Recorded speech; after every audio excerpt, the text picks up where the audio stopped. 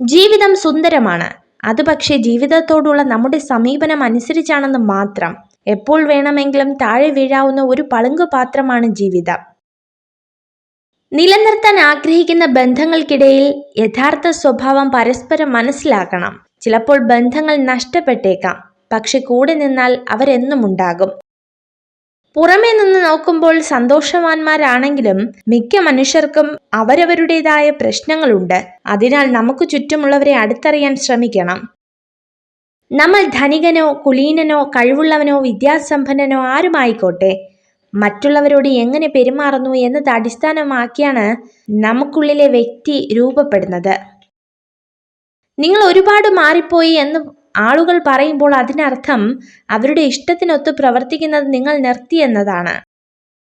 നിരന്തര പരിശീലനമാണ് എല്ലാ വിജയത്തിൻ്റെയും അടിസ്ഥാനം. ഓരോ പ്രവൃത്തിയും നാളെ എന്നൊന്നില്ലാത്ത പോലെ ചെയ്തുകൊണ്ടിരിക്കുക. നിങ്ങളെ വിധിക്കാൻ ആർക്കും അവകാശമില്ല. കാരണം നിങ്ങൾ എന്താണ് അനുഭവിച്ചതെന്ന് ആർക്കും അറിയില്ല. അവർ കഥകൾ കേട്ടിരിക്കാം, പക്ഷെ നിങ്ങളുടെ ഹൃദയത്തിൽ തോന്നിയത് അവർക്ക് അനുഭവപ്പെടില്ല. നിങ്ങളുടെ 100 നന്മകൾ മറ്റുള്ളവർക്ക് മറക്കാൻ നിങ്ങളുടെ ഒരു തെറ്റ് മാത്രം മതി. അതിനാൽ നിങ്ങൾ ചെയ്യുന്ന ഓരോ കാര്യങ്ങളും സൂക്ഷിച്ച് ചെയ്യുക. ജീവിതപാതയിൽ സംഭവിച്ച വീഴ്ചകളാണ് നമുക്ക് ലഭിക്കുന്ന ഏറ്റവും വലിയ തിരിച്ചറിവും നമ്മൾ ആരാണെന്ന് സ്വയം മനസ്സിലാക്കാനുള്ള അവസരവും. നമ്മൾ നേടിയ വിജയം ജീവിതത്തിലുടനീളം സന്തോഷം നൽകുമെന്ന് ഉറപ്പില്ല.